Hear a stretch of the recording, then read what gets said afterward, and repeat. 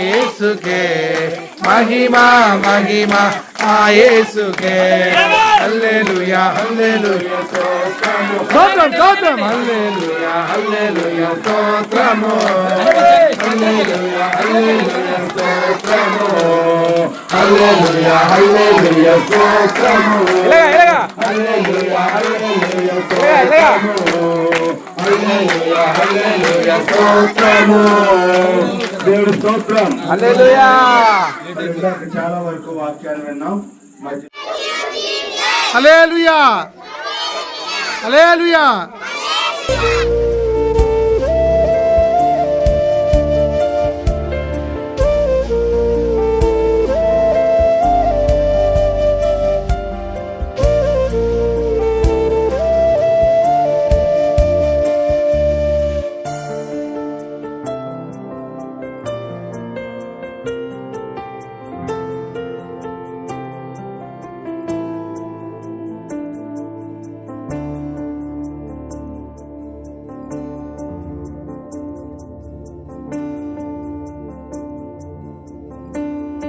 మరి మీరు చూస్తున్నట్టయితే బొండగూడ ప్రాంతంలో సువార్త ముగించుకునే ప్రాంతానికి వచ్చాం. ఈ రెండు ప్రాంతాల్లో కూడా సేవకులు లేరండి. ఇక్కడ గ్రామ ప్రజలు మాకు సేవకుడు ఉంటే మా చాలా సంతోషం, చాలా మంచిదని చెప్పడం జరిగింది. వారికి ఉన్న ఆసక్తి, దేవుడి పట్ల ఎంతో ఆసక్తి. దైవ సేవకుడు వచ్చి దేవుడి కోసం చెప్పి బలపరచాలని వారు ఎంతగానో ఆశపడుతున్నారు. మరి గ్రామ ప్రజల రక్షణ కొరకు, ఆ బొండగూడ ప్రాంత గ్రామ ప్రజల రక్షణ కొరకు కూడా మీ అనుదిన ప్రార్థనలో జ్ఞాపకం చేసుకోండి.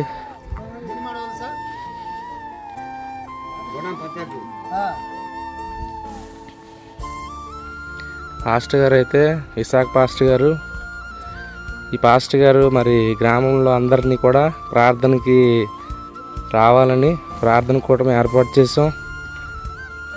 మరి మీరు ఖచ్చితంగా రావాలని అందరికీ కబురు చెప్పడానికి వీధులకి వెళ్తున్నాం.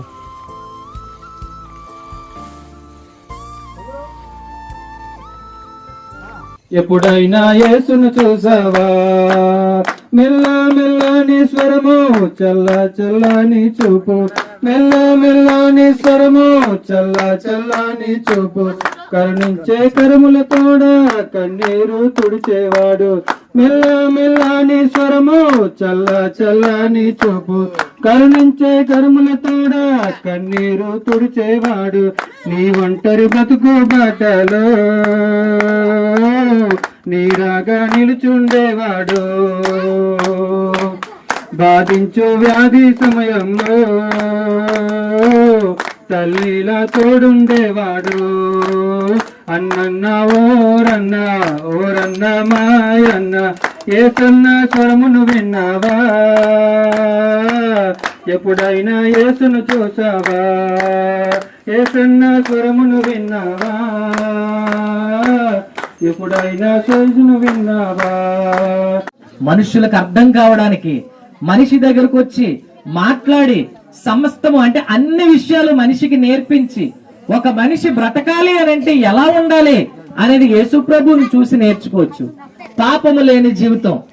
ఆయన్ని సిలువ వేస్తున్నప్పుడు, ఆయన మన కోసం రక్తం ఇస్తున్నప్పుడు ఆయన అన్నాడు, వీళ్ళందరూ నన్ను కొడుతున్నారు, వీళ్ళని క్షమించండి అనే మాట మాట్లాడిన ఏకైక దేవుడు ఆయన. ఆయన మన కోసం ఆయన రక్తం ఇచ్చి, ఆయన ప్రాణం ఇచ్చి మనలందరినీ రక్షించుకున్నాడు. ఒక విషయం చెప్తాను, జాగ్రత్తగా వినండి. ఆయనకు మీ అందరంటే ఇష్టం. అందుకు మమ్మల్ని ఇక్కడికి పంపించి ఆయన గురించి మాటలు చెప్పమని చెప్పారు.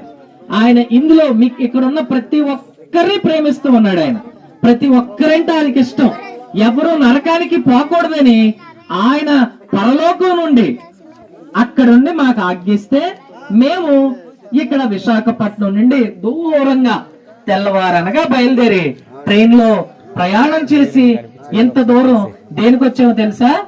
ఆ యేసు ప్రభు ఈ గ్రామానికి మాకు వెళ్ళమని చెప్పాడు. ఈ గ్రామంలో ఉన్న వాళ్ళందరంటే యేసు ప్రభుకి చాలా ఇష్టం. గనక మీరు ఇంకా యేసు ప్రభు కోసం తెలుసుకోవాలి అని అంటే పాస్టర్ గారిని అడగండి, యేసు ప్రభుని తెలుసుకోండి. అనవసరంగా ఈ జీవితం నరకంలో పడేయకండి. పరలోకానికి దారి కనుక్కోండి. పాపం లేని జీవితం కావాలని అంటే యేసు చేతిలో ఈ జీవితం పెట్టండి. ఆయన మాత్రమే పాపాలు మనవి తీయగలడు. మన పాపాలు తీసే ఏకైక దేవుడు యేసు ప్రభు మాత్రమే. మన బాధ అర్థం చేసుకునే దేవుడు యేసు ప్రభు మాత్రమే. మనం మాట్లాడితే తిరిగి మాట్లాడే దేవుడు యేసు ప్రభు. ఏమండి, ఒక రాయి మనతో మాట్లాడదు, ఒక చెట్టు మనతో మాట్లాడదు. కానీ ఈ రాత్రి ఇక్కడ ఉన్న వాళ్ళు ప్రార్థన చేసి చూడండి. యేసు ప్రభువా, ఈ రోజు నీ కోసం విన్నాము, నువ్వు మాట్లాడే దేవుడు అంట, ఒక్కసారి ఈ రాత్రి నాతో మాట్లాడతావా, నిన్ను నమ్ముకుంటానని అడిగి చూడండి. మీరు పడుకుంటే కలల ద్వారా ఆయన మాట్లాడతాడు. లేదంటే మీరు పని చేస్తున్నా లేకపోతే ఆలోచిస్తూ ఉన్నా ఒక మాట ద్వారా ఆయన మాట్లాడగలడు. ఈ మాటలు వ్యర్థంగా తీసుకోకండి, ఆలోచించండి. ఈ రాత్రి వీలైతే మీరు పడుకునే ముందు, యేసయ్యా మీరు నిజమైన దేవుడు అంట కదా, ఒకసారి రాత్రి నాతో మాట్లాడండి, మీరు నిజంగా ఉంటే నాతో మాట్లాడండి అని అడగండి. ఆయన్ని ప్రశ్నించడానికి కాదు, ఆయన నిజంగా తెలుసుకోవడానికి మీరు అడగండి. ఖచ్చితంగా ఈ రాత్రి ఈ గ్రామంలో ప్రతి ఒక్కరితో దేవుడు మాట్లాడబోతూ ఉన్నాడు. యేసుని వ్యర్థంగా చూడకండి, యేసుని తెలుసుకోండి, యేసుని కలుసుకోవడానికి ప్రయత్నం చేయండి. ఈ మాట ఇంతవరకు విన్న మీ అందరికీ అమ్మా వందనాలు చెల్లిస్తున్నాం. మీరు పడుకోవాల్సిన టైంలో కూడా మా దగ్గరకు వచ్చి మాటలు విన్నారు. దేవుడు మిమ్మల్ని దీవించును గాక, దేవుడు మిమ్మల్ని దీవించును గాక.